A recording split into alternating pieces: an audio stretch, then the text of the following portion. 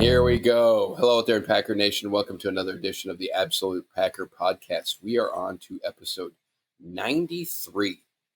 And it's been a pretty slow news week. The Packers had a draft, I think, which actually looks pretty good on paper, initial returns. Other than that, not much to speak of unless you're a moose in Alaska. Because holy, you know what, everything at the fan with Aaron Rodgers. And we were just discussing, actually, this is normally the time where I would break out the name of this podcast, but we're going to buck the trend a little bit. We're going to try something different. We're going to just let this go and see if we can't, a name can't come to us during this airing of grievances discussion of what's been going on. You know what? Airing of grievances or Aaron. Oh grievances. My God! I like that. Aaron of Grievances. My God! I like it. All right, that's already better than the ones we already thought of before. Agreed. All right, so I am Andrew Hetzel, and with me, as always, is two cohorts: Jeremy Hautala, Elliot Christensen. How you guys holding up? I'm It's looking forward to being a Bears fan this coming season. Pretty amazing how fast things can turn, right? Pretty damn amazing.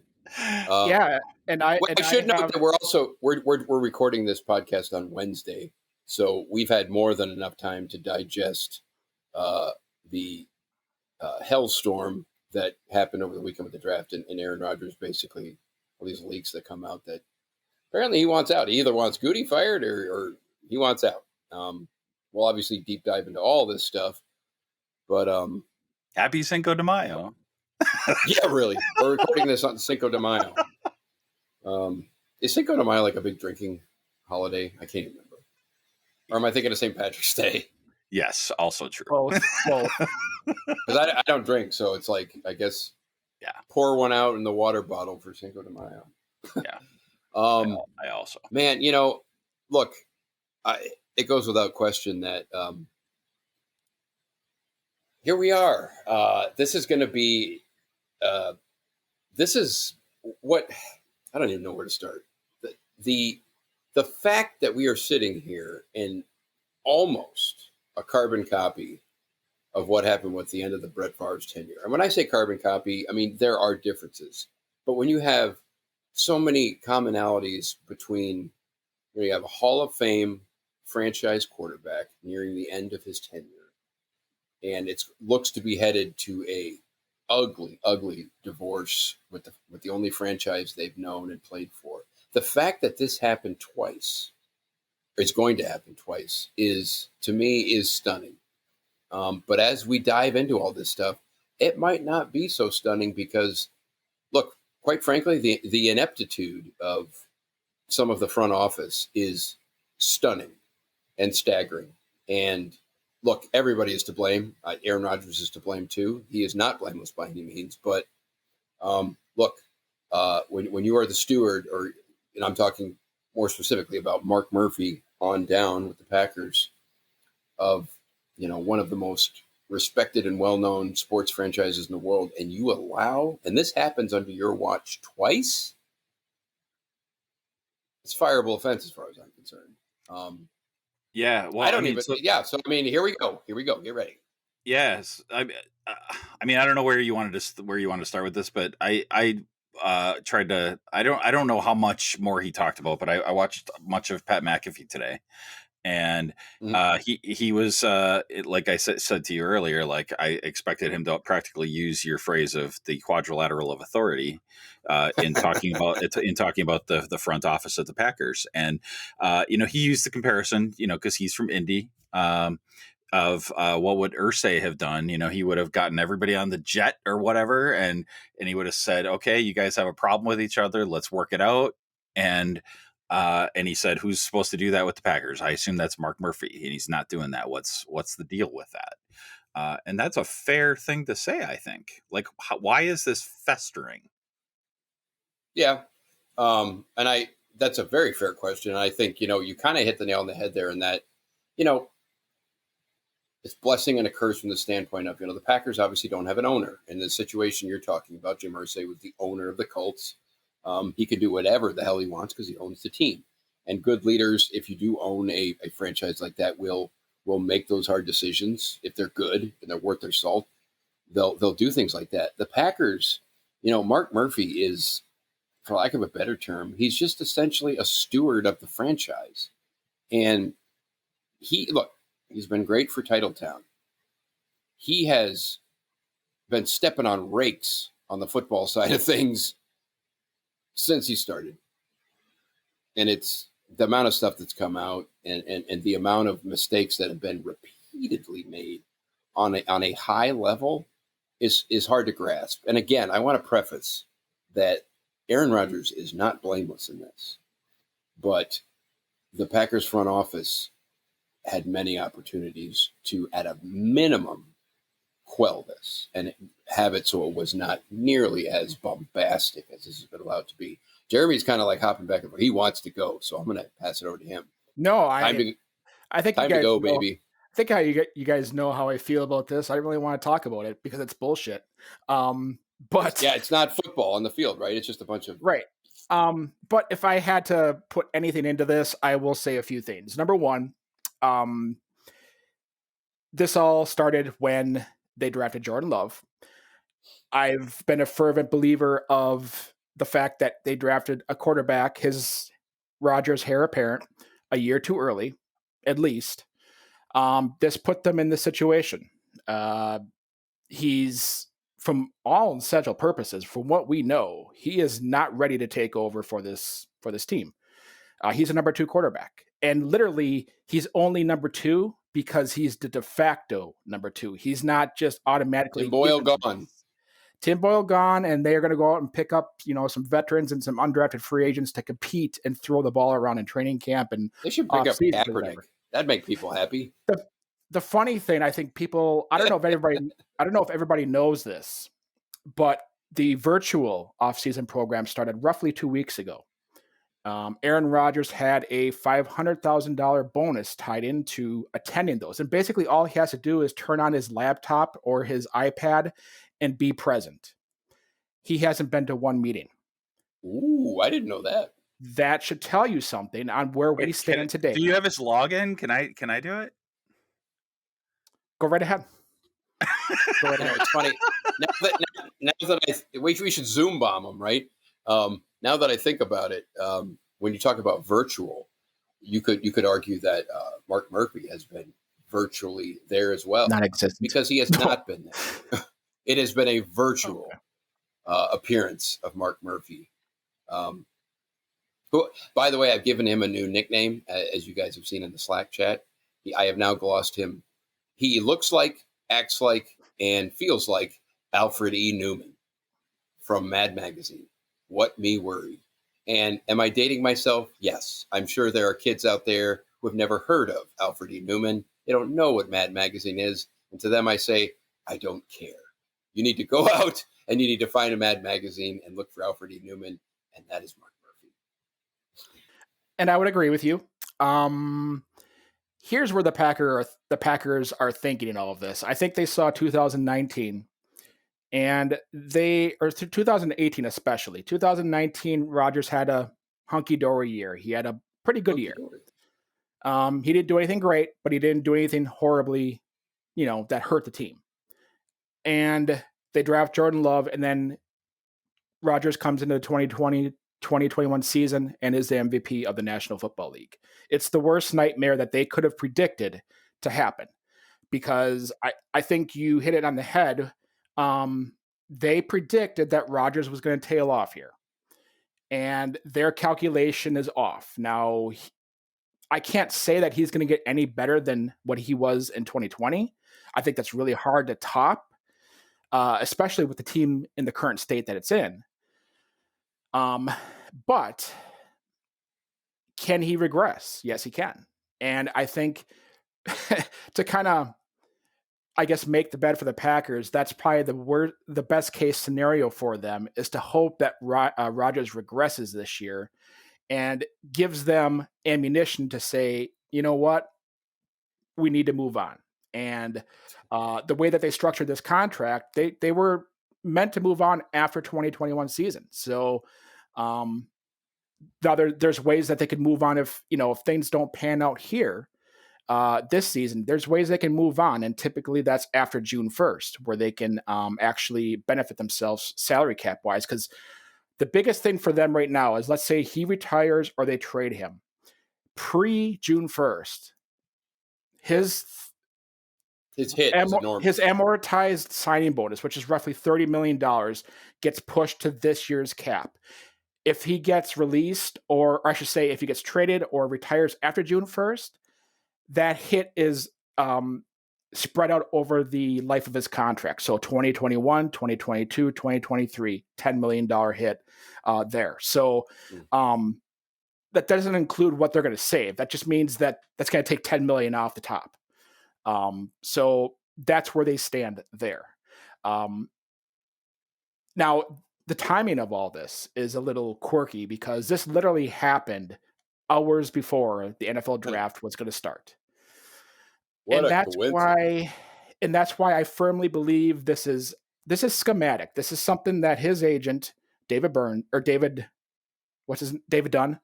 Yep. David Dunn and Rodgers kind of talked about and came to an agreement that this is how they were going to, accomplish this, because it wasn't working the way that they were going. They, Gute, Murphy, LaFleur all flew out in the offseason to his home to talk to him. And obviously talk about another thing with Favre. Remember, parallel with the whole Favre fiasco. Remember, Murphy was getting on planes, going down with a sweaty wad of cash, trying to keep Favre retired. Now we got everybody going on planes, going out to see Rodgers. What a mess. Yeah, it is. But you know what, though? This is the 21st century, and this is how superstars in their respective sports are kind of treated. No, this is true. I get that. I guess it's just the whole flying on planes thing to go see their quarterback. I'm just like, right. Again. And trust me, I'm on the side of this is all BS, and this is loud music in my ears. I don't want to hear it, but we have to come to this realization that this is what we're in, and there's a great chance that Aaron Rodgers might not be our quarterback this year, and it might be something that comes up where he just says, I don't want to be here, or he retires, because I don't think that they can do anything trade-wise to get the value that he is worth.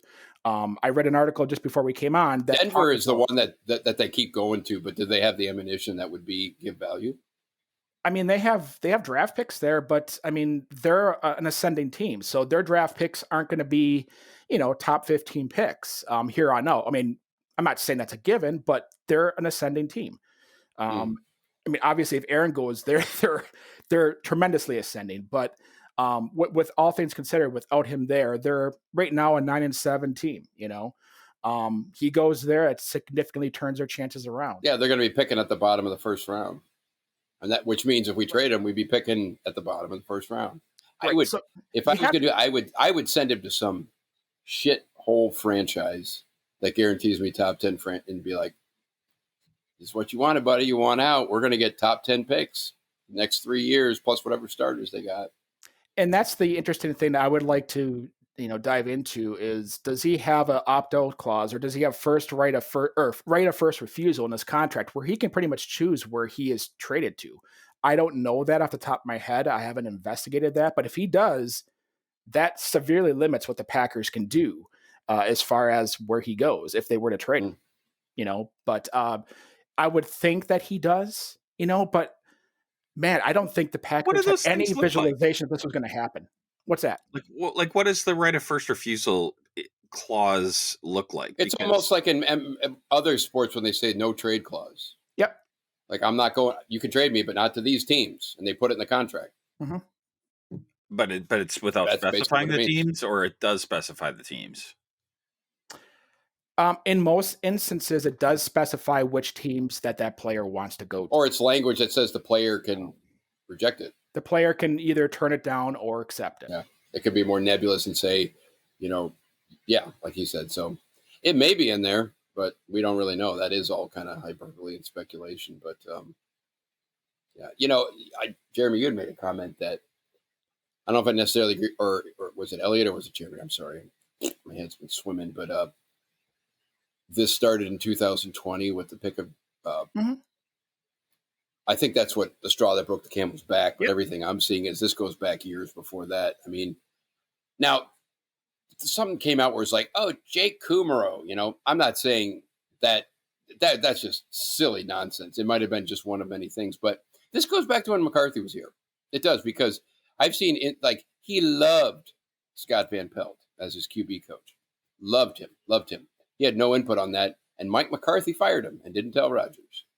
That, I think, towards the end of McCarthy's tenure, And when Jordy this stuff Nelson started. too. Yep, and that happened in Goody's first year. But what I'm saying is the seeds were planted before 2020. But boy, the straw that broke the camel's back was trading up for Jordan Love and then supposedly not telling Rodgers. But I do think it's somewhat misleading to think that this all started last year. It did not. Oh no. I think it culminated last year. Yeah. No doubt. The funny thing, if we want to throw comparisons out there, the Minnesota Vikings just drafted the assumed heir apparent to Kirk Cousins in the third round. According to an ESPN writer, the team reached out to Kirk Cousins and asked him and told him that they were going to be drafting Kellen Mond, the quarterback from Texas A&M. So they gave him a heads up. Was that a respect factor? You bet it was. That's just something that it's funny. You got other teams trolling us saying, hey, our crappy quarterbacks, we told them we were drafting our crappy starting quarterbacks. We told even them that, I totally agree with that we shouldn't have to tell him that, but you have to live in the today. You can't live in the 1980s. Yeah. I'm just saying that's just kind of funny that these other teams are like, Kirk Cousins stinks, but even we told him. Right.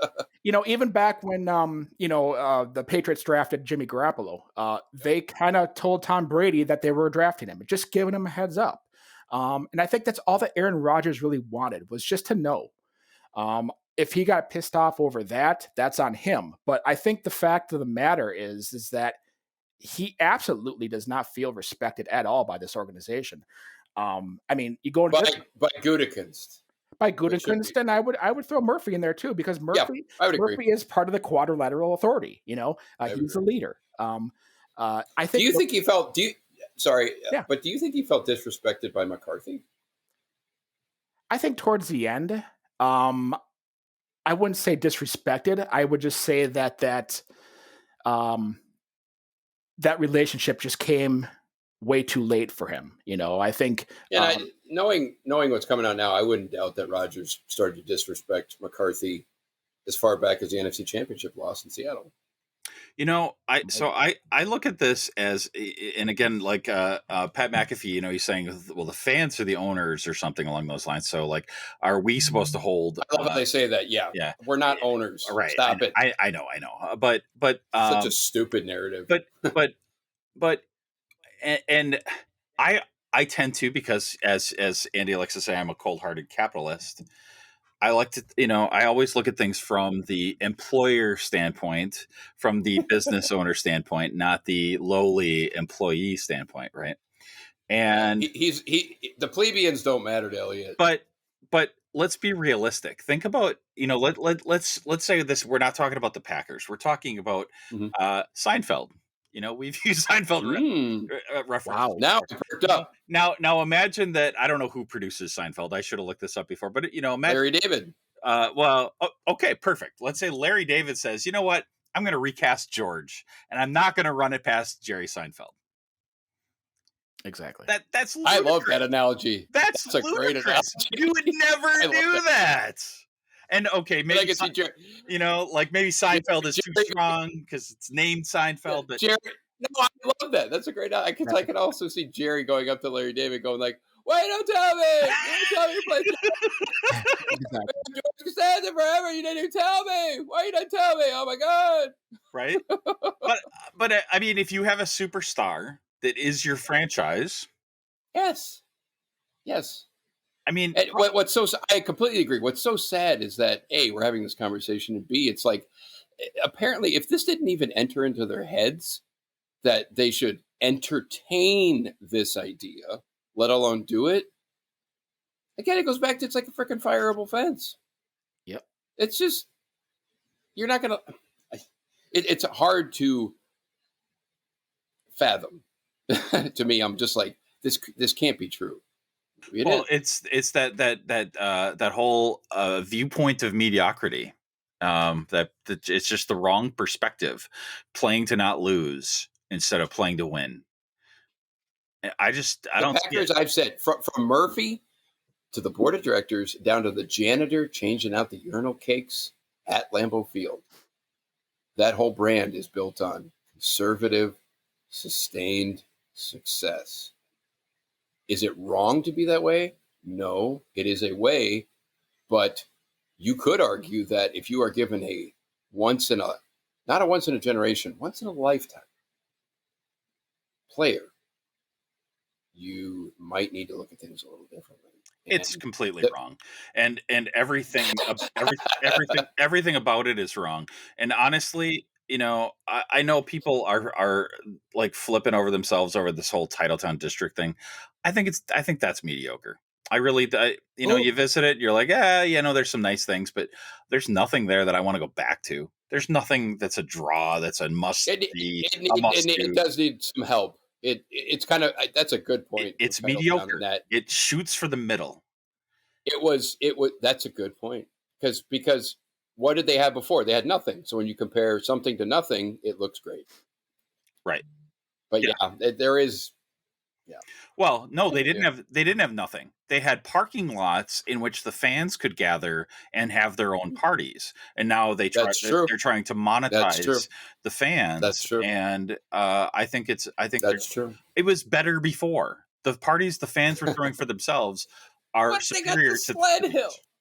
They got the sled hill. The skating rink. You know what? If it was full contact sledding, that'd be great. Full contact sledding. That effing sledding hill has nothing to do with football. It's an abomination, and it's insult to the brand. It is. And you are all about branding. The truth comes out.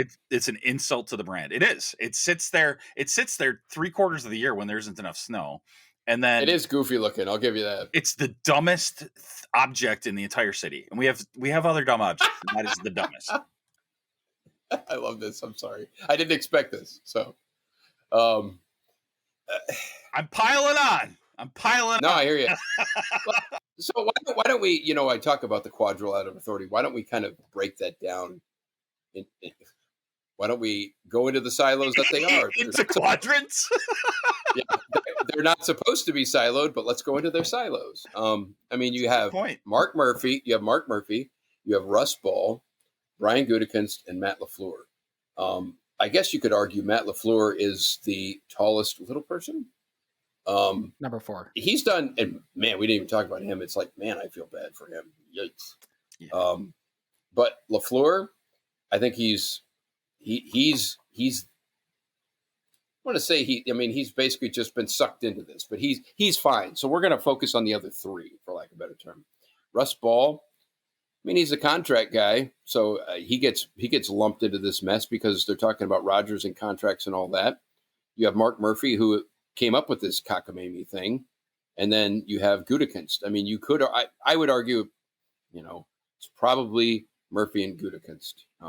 Now, the word on the street, those are the biggest problems. The word on the street, and I don't know what to believe. You see all this stuff, and it's like Rodgers said this, and they said that, and it's like, whatever. But word on the street is that Rodgers, he is no fan of Gutekunst, for sure. What that means, has he said, I want Gutekunst fired or I'm not coming back? AJ Hawk on Pat McAfee's podcast said he's not doing that. Am I going to believe him? Hell if I know. There's all this nonsense coming out. But I have said many times in here, as you guys know, and I've said many times in Slack, that Gute is not the answer. He is a guy, and he's kind of a jag of a GM. He's just a guy. He's not terrible. He's not great. He's right there. And again, Murphy, it goes to the top, right? Murphy, I really am stunned that we're sitting here talking about this again. And I'll give Gutekunst a little bit of leeway because while he was here with the Packers back then, he was a scout. He was not a GM. Murphy was the same exact position And the fact that he essentially learned nothing. And look, are there differences in what happened with Favre and Rodgers? Absolutely. But in the end, he learned nothing. And that is beyond troubling to me. I have no confidence in Murphy going forward. I'm sorry. I have no confidence. I don't either. Gutekunst, I have a little bit. Russ Ball, I don't know what to make of him. He's essentially a bean counter. Matt LaFleur, I'm okay with that. You know, I just feel bad he's in this position. But Murphy, no confidence, baby. Let's grade this team the quadrilateral authority of it all. Let's grade it. You know, I mean, obviously Murphy is barely passing, maybe a D at this point. I think he's an F now. Gute, now, I think the one thing that you look at his drafts, the word that keeps on coming to mind for me is solid. And I told you guys this. I've told you guys in our talks. I've told you guys this in other podcasts. This draft right here that we just got done completing there was a draft? I almost forgot. There needed to be some home run hitters in that draft. I don't see out of those 9 picks, I don't see a third of them. And I'm really shooting for the stars here. I'm hoping. But I don't see a third of them being home run hitters. We're going to be lucky to maybe get one. They drafted solid guys, and they drafted scheme versatile guys, and they drafted positional flexible guys that do not specialize in any specialty of theirs. I mean, they didn't draft an offensive tackle. They didn't draft a defensive lineman. Well, they did draft a center. But that's an interior of the line, which wasn't a weakness going into the draft. You know, I mean, they needed to. You could say that Lindsey's gone. I would say it's I would agree there, but I mean, here's the deal. They have an internal solution with Lucas Patrick. Now, Lucas Patrick is not a right guard. By drafting Josh Myers now, you are essentially putting Lucas Patrick at right guard, his worst position. I would say his best. I would say his best position is center. So, I mean, and I understand that he's got one more year on his contract, so he isn't around after this year. So they drafted for the future, and I see that. But right now, they had internal solutions in-house on the internal part of their line. You know, they had. I got you. Where they had issues, and we saw this last year, was at tackle. As soon as Bakhtiari went down, they had issues at tackle. And they drafted 3 linemen, and 2 of them played tackle some, but they didn't specialize in tackle. So they always do draft linemen, to your point, that can play everywhere. They're very versatile.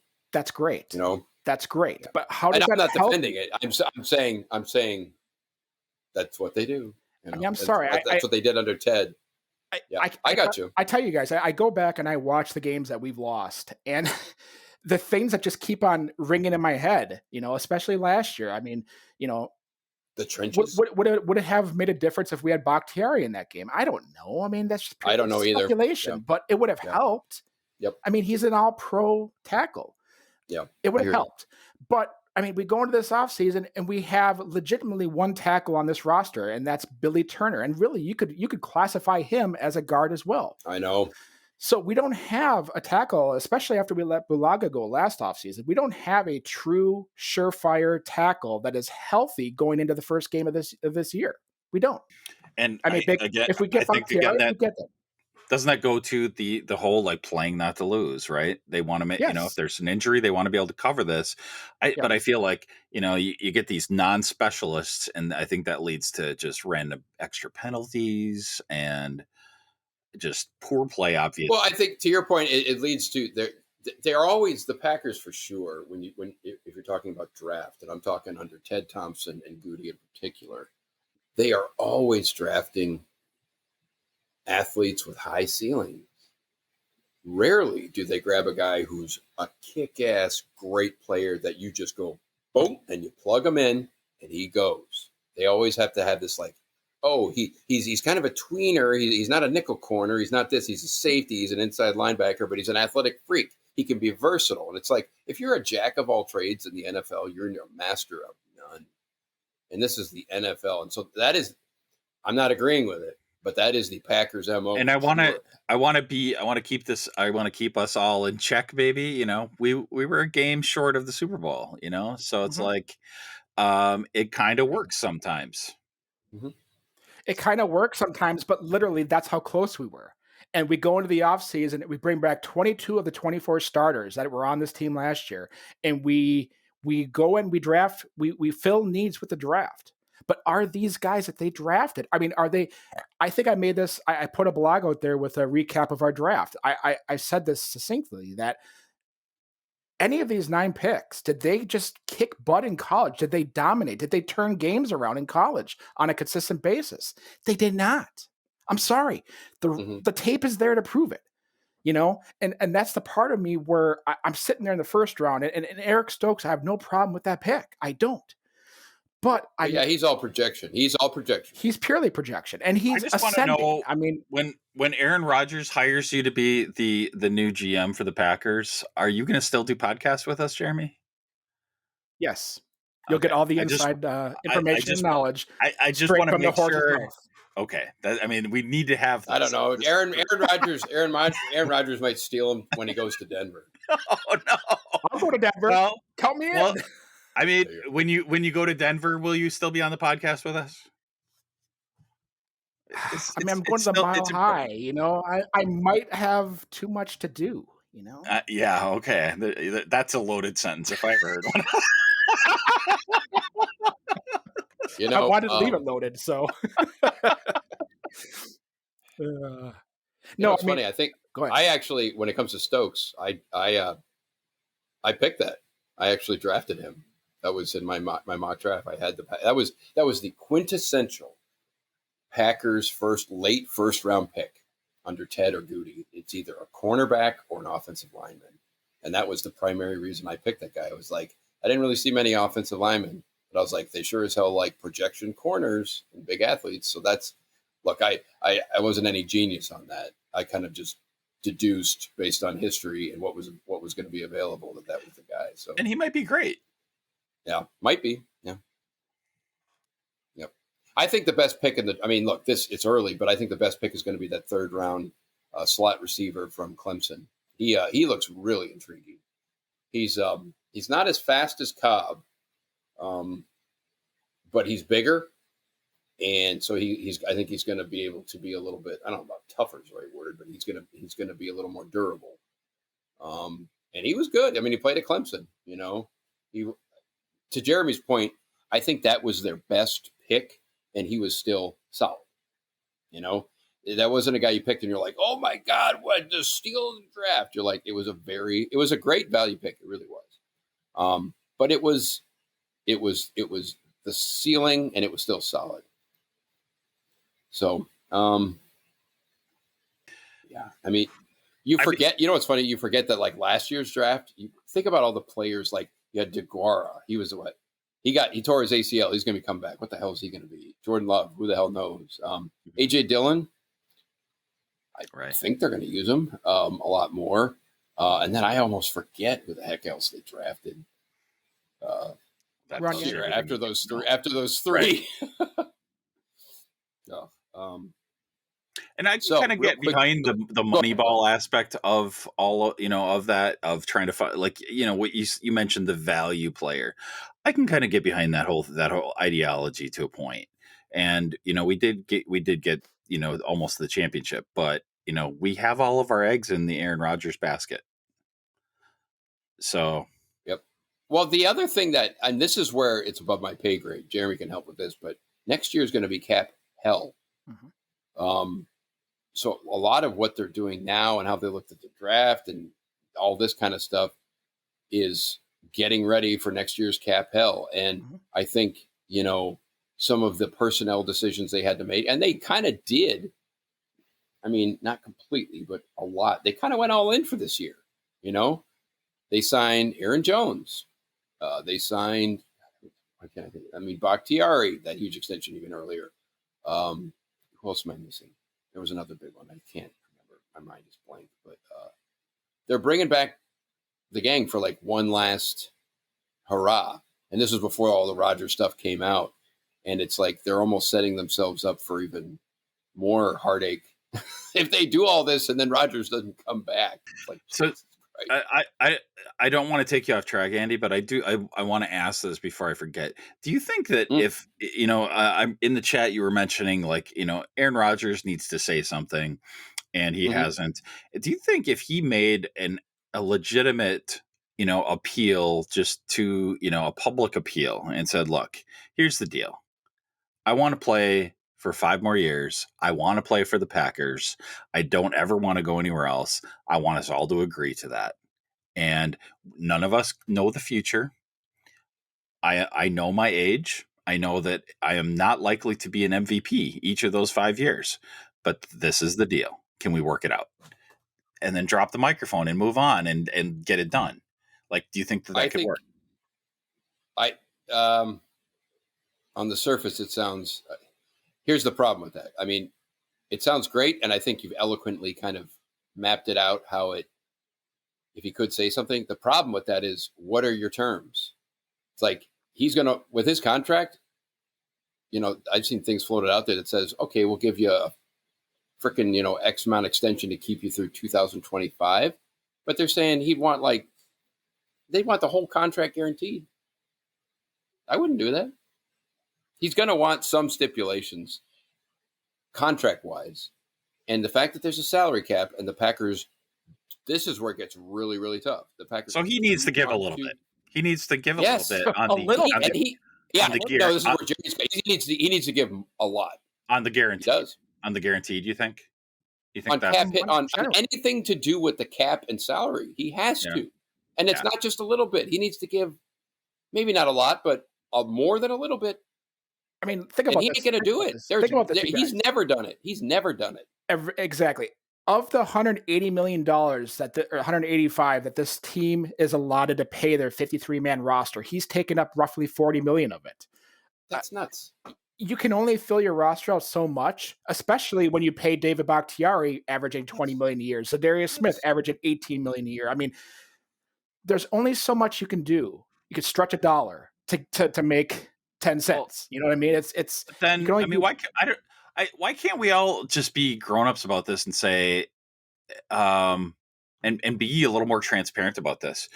I agree with what you. Here's what I'm going to say real quick. Sorry, I agree with everything you say. Here's where you lose me. Yeah, I have no faith that Rodgers will do what he needs to do to make this happen. The tough decisions that Rodgers would have to make in order to make this happen, he won't do. Yeah, but so I mean, they can still negotiate, but I think they could negotiate in public a little bit, or work it out. Another disagreement there, though. Rodgers would never do that. I don't have any faith that he would do that. I mean, I like your idea. Yeah, I like your idea. Well, the Packers would do it way more than Rodgers. Well, I mean, the details of the existing contract are relatively public. So, I mean, the changes just say, if the Packers would just be like, these are the changes we'd like to offer, and I hear what you're saying. I do. Let me put it this way. I have no faith in Rodgers, and I have a tiny bit of faith in the Packers, but I have none in Rodgers for him to do what's necessary. I don't. I mean, because, and on the other hand, why they can just say, okay, go. Yeah, somebody's going to have to call somebody's bluff, right? Because honestly, who is going to pay him that much? I mean, okay, dumb go. Owner. Okay, go. A dumb owner somewhere. But they got to pay. They got to pay out your whole contract.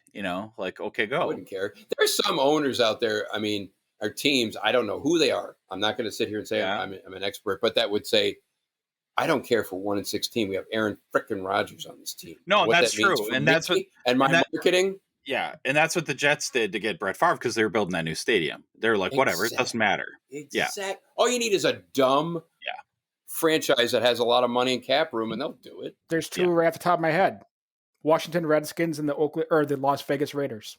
Two owners right there that would spend anything to get Aaron Rodgers, and they would not care if they won a game or the Super Bowl. No.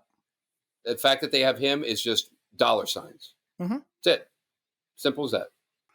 But would he go to those teams? That's a good question.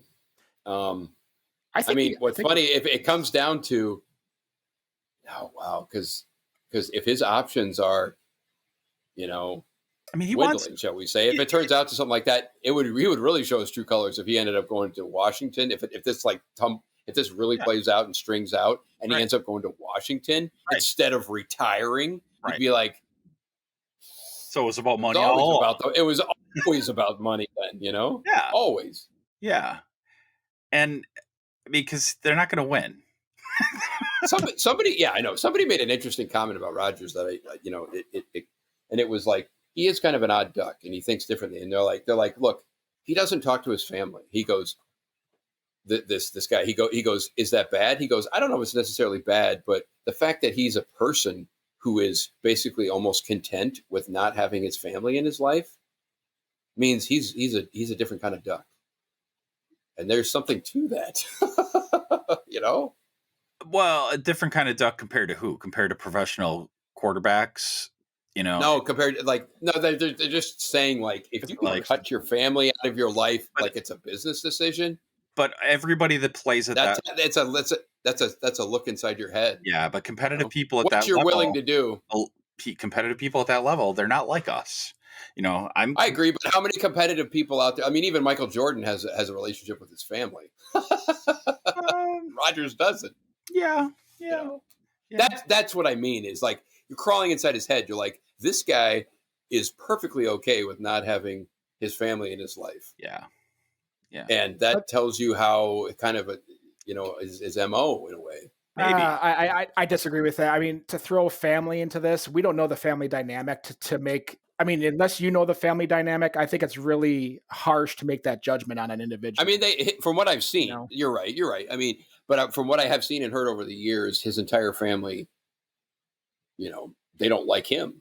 He doesn't like them, but it's like they kind of insinuate that he's not who you think he is, kind of a thing. But whatever. I mean, to your point, I don't know enough about that, but it was just an interesting comment that this guy made where I'm like, if you want to crawl inside someone's brain, about what they're willing to quote, if they're willing to live with that set of not values, but I mean, on the other hand, maybe maybe his family's toxic, and I mean, I don't know. That's a good point. And he went to a therapist and he said, and the therapist said, cut out the bad people from maybe he went to a therapist and then they bought out the therapist and I don't know. I mean, like when I don't know either. When you're trying to become the greatest of all time, and you're focused single-mindedly on that.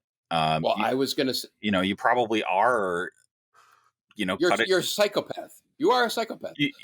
I will take this to my grave. Right? You got guys out there. Some people, professional athletes or whoever, just, business owners, whatever walks of life, who are, there's a fair amount of sociopaths out there. There's a very, very, very small amount of psychopaths. Michael Jordan comes to mind. Aaron Rodgers is getting dangerously close to the graduating from sociopath to psychopath. And I think it kind of is what it is, Dr. Hetzel, I think you're going to need to provide a detailed explanation of the difference there. Guy didn't go to 8 years of school to be known as Mr. Hetzel. That's Dr. Hetzel to you. Yeah, I'm sure it is. Well, I'm gonna answer Elliot's question. Yeah. Oh, geez, I forgot there was a question in there. Yeah. Number one. Is Aaron Rodgers going to come out and speak about whatever? No, he's not. This is part of his scheme. I mentioned this. I mentioned this previous. I think this is part of him and David Dunn's. This is all part of the plan. This is all part of the plan. They went through the offseason trying to get what they wanted. It didn't happen. So now this is their 1A. This is passive aggressive behavior on a level that it's hard to understand and fathom. Right. And I think for people, and for me, I would say it's hard for me to understand that because he's supposed to be the leader. But, he's at a point in time in his career and his life where he's looking out for himself. He's not looking out for anybody else. And if he was looking out for everybody else, he would have said something already. And this is the selfish part of Aaron Rodgers' nature that we all despise, and it's coming to fruition at this point. To quote, that's a good point. And to quote the immortal Jeff Goldblum from Jurassic Park, the mathematician guy. Remember when they were meeting? He goes, "You're scientists," and so imagine this is talking about Rodgers in this instance. He goes, "You guys were so preoccupied as to whether or not you could, or whether or not you should. You didn't even." I screwed it up. You guys were so preoccupied as to whether or not you could that you didn't even stop to think if you should. And that's kind of what Rodgers and Dunn maybe did. So didn't even stop to think. Okay, so Pat McAfee says he doesn't think that's true. So now I'm thinking like 3D chess here. Okay, so because in the same show he's also saying that nobody puts anything out into the media without an agenda and thinking things through because this is a business. So I'm thinking Pat McAfee is saying this and putting this out there as bait for somebody, either the Packers or for Aaron Rodgers himself, to have to put up or shut up in some fashion now, because I got one for you. I'm apt to believe Jeremy on this now. I got one for you. Do you remember like when Trump was president, he was like talking directly with Fox News, right? They were like, just like, hey, we're just right here. McAfee and Rodgers, I could definitely see. It's like Hannity and Trump. It's like Rodgers and McAfee. They're just behind the scenes. They're just, I think people are naive to think that like, they're like, oh, He's like, oh, I don't know, blah, blah, blah. It's like, this is a bunch of nonsense. I like Pat McAfee, but Pat McAfee and Rodgers are boys. They're former players, but come on. Well, and let's be honest too. I mean, they was it the Kentucky And if Derby? McAfee did say anything that he wasn't supposed to, Aaron Rodgers would cut him out of his life like he did his family. Okay, and let's be honest too. This past weekend they had the Kentucky Derby, and I don't know if you saw the picture on Instagram. AJ Hawk was mysteriously in there, and guess who's on the Pat McAfee show? AJ Hawk. And what does he say? AJ Hawk's a co-host. And what does AJ Hawk say about it? He says it's all BS. So he most likely talked to Rodgers about it this weekend, and he doesn't know anything about it. Bullshit. Oh, I know. It is. We are all being played. Rodgers is sitting here somewhere. It'd be great if Rodgers was sitting with Mark Murphy and Brian Gutekunst, and they're just eating popcorn, laughing it up. They're going, "This is fantastic. Look at this." And then we're going to sit there and go. To goose jersey sales. It's like the Matrix when Keanu Reeves like gets red pilled and he wakes up in the bubble and he pulls the thing out and he's like, "That's what we're going to be like." Right. We're going to be like, because they're trying to juice jersey sales right now. Yeah, it's all. Baby. Elliot, you should love this. This is the free market at its zenith. I know, I love it. I do love it.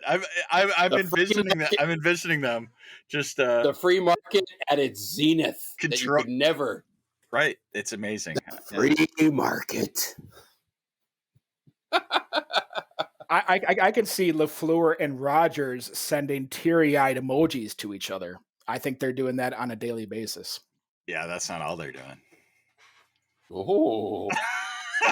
Yeah, I mean, you saw that love letter that he. I could see that, Elliot. I could see them going down the sledding hill holding hands.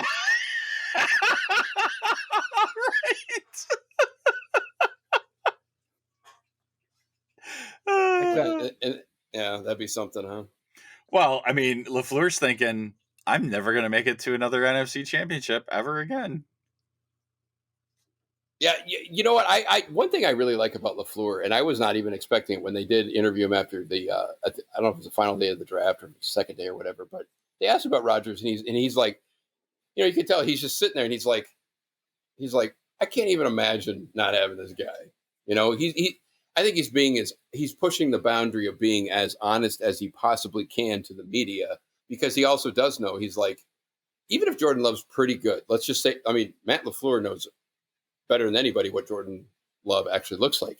And if Jordan Love is even decent, his best bet to still win a Super Bowl is with Rodgers. So it's just like, you can tell LaFleur is just like, I'll do anything to get you back. And he basically said that. He's like, I'll do anything. Just come back. Let's do this again, And that is refreshing. Because if this was happening under McCarthy, he'd be like, what's the deal with Rodgers? He has a brain. That'd be the injury or whatever. He goes, oh, he has a grudge. He's day to day. Yeah. So it is kind of refreshing and I feel bad for LaFleur though, because you can tell he's just like, please, just make all this go away. I want to win the Super Bowl, please. Yeah, and it's But unfortunate. Rodgers, wait a minute, Rodgers. I just thought of this. Rodgers may not like Matt LaFleur all that much though, because he took the ball out of his hands in the NFC Championship game, kicked the field goal. So for all we know, Rodgers hates LaFleur even more than we thought. And he didn't communicate what they were going to do in that last drive, so he hates LaFleur. Because part of the communication, part of the quadrilateral authority is we all report to each other, and LaFleur didn't report to Rodgers. So Rodgers is not a part of the quadrilateral authority. If he was, it'd be the Pentagon. What the hell would it be? The pentagram. Ooh, the pentagram of authority. Wow. And Rodgers is the Baphomet. You know what a Baphomet is? It's that goat-looking creature that's the devil. That's the Baphomet. Okay. Tell me more. Dr. Edsel, what is your degree in again? My degree is in Seinfeld quotes. Why didn't you tell me you're going to replace George? You replace George? Jason Alexander's gone. What are we going to do now? That was good. I love that analogy, Elliot. That was really good. It's like one of my favorite ones. Well, I meant that. And I mean, you could apply that to any other type of business, right? And the NFL is the entertainment business, and they're entertainers ultimately. And boy, are we getting entertained, aren't we? Well, I mean, we are in this instance, we are the product. Well, but you don't want to be entertained in this way. You don't want to be entertained by the director having a beef with the lead actor. You want to be entertained on screen by the product, And so nobody likes. Yeah, I want to get to the nude scene. I want to get to the nude scene with the hot actress. I mean, whatever it is, right? I mean, whatever the actual product is. You don't like all this. You don't like the drama. Nobody does. Now I'm gonna have to start doing Aaron Rodgers, Jerry Seinfeld. Why didn't you tell me you're gonna draft Jordan Love? Jordan Love didn't tell me. Oh my God, we had Tim Boyle. He's gone now. Yeah. See, nobody under the age of 40 is ever going to watch what we do here. It's great. I don't care. We're just weeding people out. Oh man, we could kind of go over some of the other draft picks, but I don't know. Do you want to do that? If they didn't draft a defensive lineman before the 5th round, I would. Jeremy was going to revolt, but they didn't, so I don't want to talk about it. They did draft a defensive lineman, but it was late before the 5th round. Oh, before the 5th round. That was my caveat. So okay, yeah. Now the sledding hill. Look out for that. He might be taking that down. I'm going with a shovel right after the show here. Yeah, I have a feeling we'll have time to, if we want to talk more about those. Yeah, this is kind of the quadrilateral of authority episode. Yeah. Well, we always say that we want more drama in Green Bay. We always say we want drama in Green Bay. Really? We want the entertainment value. We've got it now. What more do you want? Here's a very interesting conspiracy theory. Put on my tinfoil hat. What if the leaks that have come out came from the Packers and not Rodgers' camp? Well, that's what McAfee is implying. Is that possible? That would be crazy, but I don't know. Dead silence. Listen, the fact that the Packers have responded during all of this tells you everything that you need to know and answers your question. I must say that Gute handled himself pretty well. Yes. Publicly. I mean, who knows what's going on behind the scenes? For all we know, he's got a voodoo doll of Rodgers. He's sticking pins in it every 10 minutes. But we know Rodgers does of Gute. Yeah, really. But he did quite, as good as he could do. So or as well as he could do. So I'll give him credit for that, because that's got to be, man, that would have been brutal. Yeah, he said he flat out said, I don't want to put that on Rodgers. And that's taken some of the deflection away from him. So he's trying to be a bigger man. Which, you know what? We made fun of McCarthy. McCarthy always did that. He always tried McCarthy always fell on the sword. Right. And Gute's doing that for Rodgers. And I think he's trying to save whatever's left of that relationship. And that was his one little attempt to do that. His next one is going to have to be meeting whatever Rodgers' demands are. And we don't know what that is at this time. You know what's funny? I just thought of this right now, but it's like, what if Rodgers knew they were going to draft Jordan Love and this still all happened?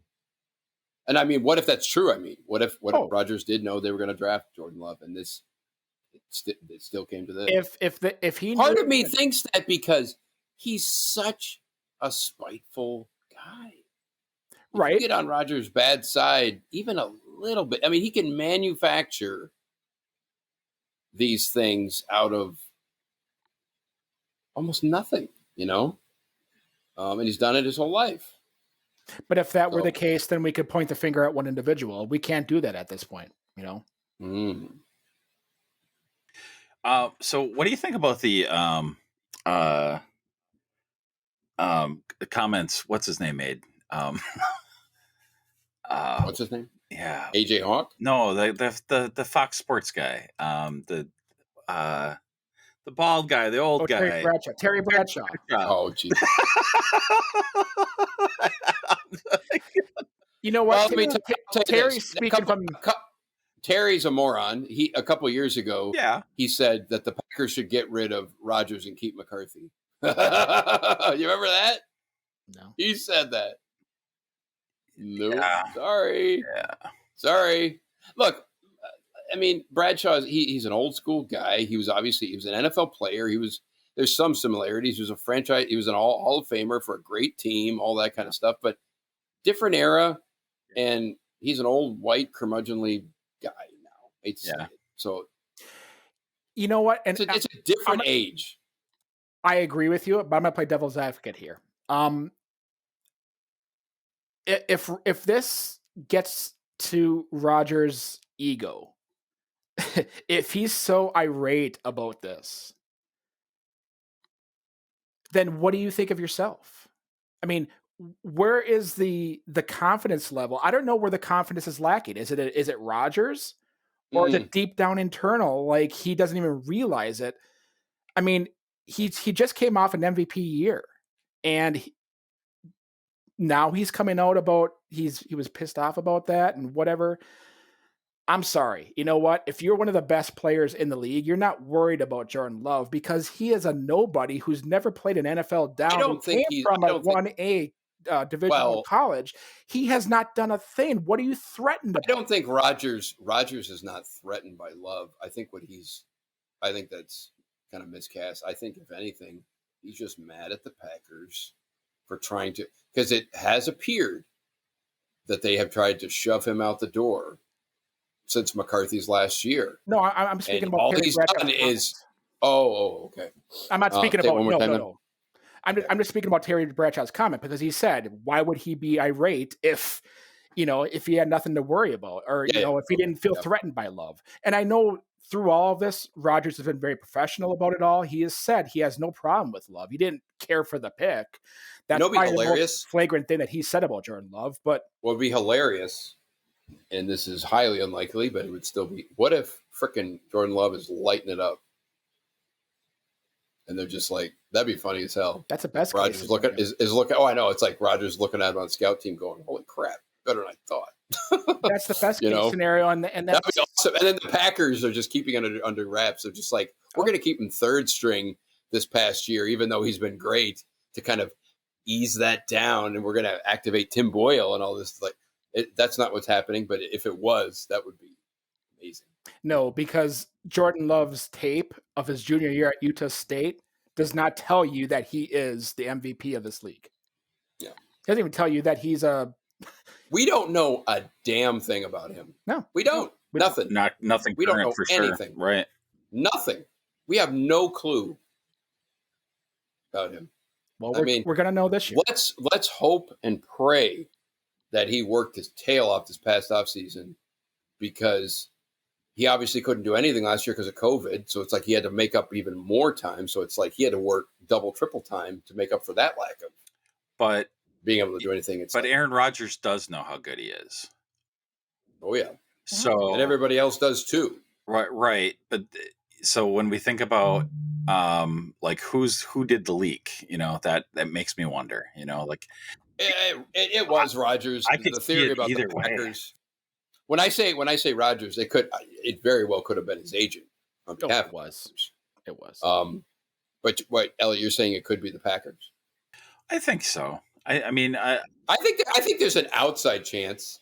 I mean, it's not. I wouldn't say it's high, but I'm not going to dismiss it. Well, I mean, and it could have been covert. It could have been because I'm trying to think though the timing of it. If what was there to be gained by the Packers?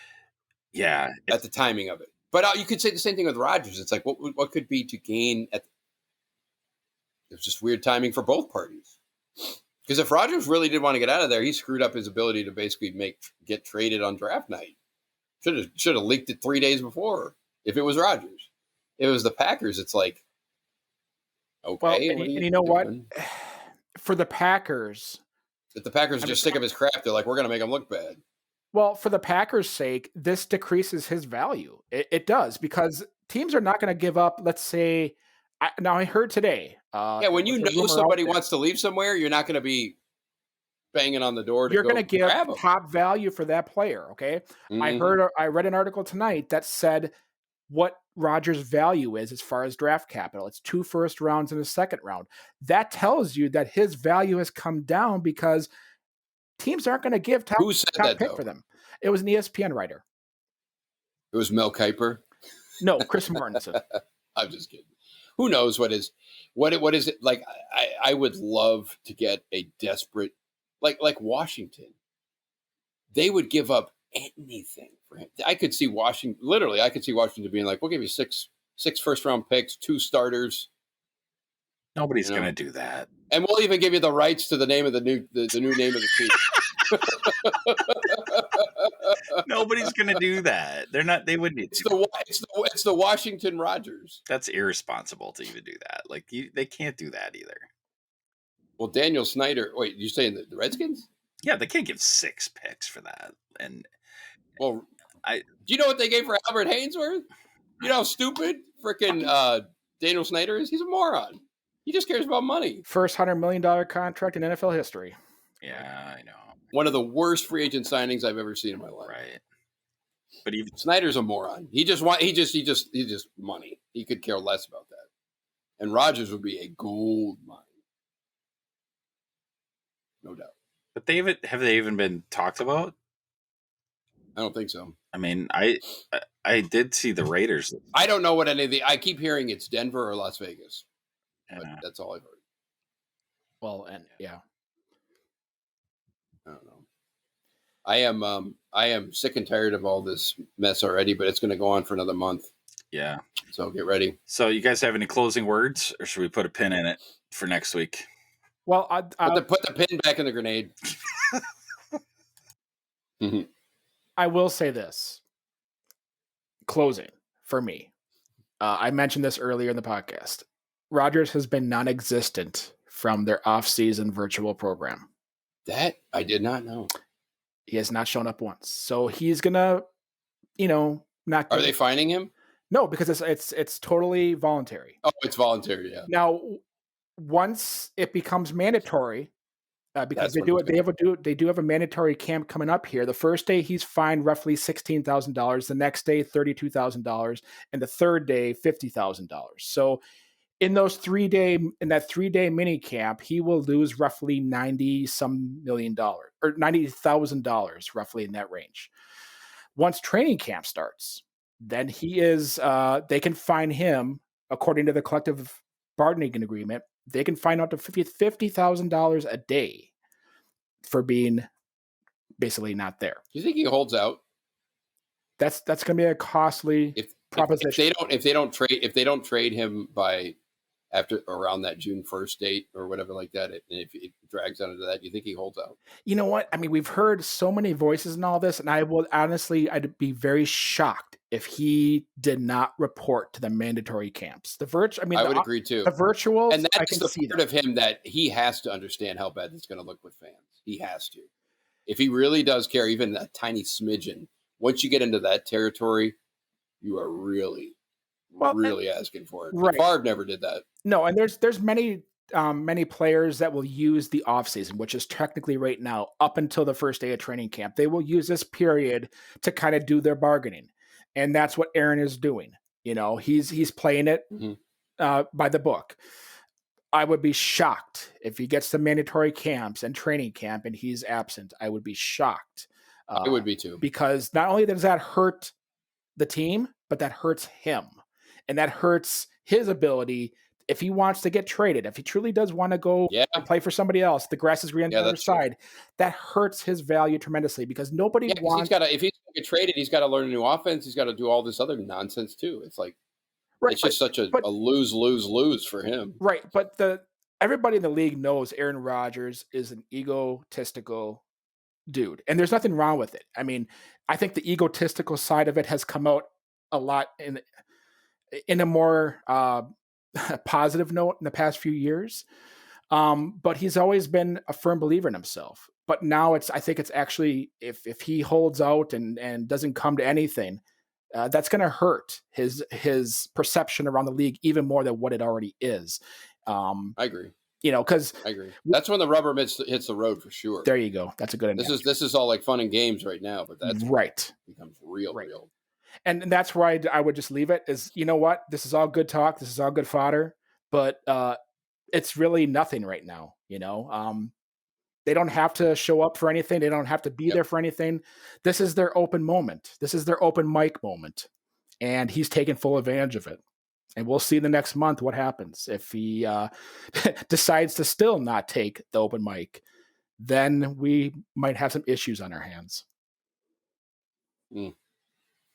Well, grab your popcorn. It'll be there. What else can you say? Except go Pack Go. Go Pack Go. Go Pack Go.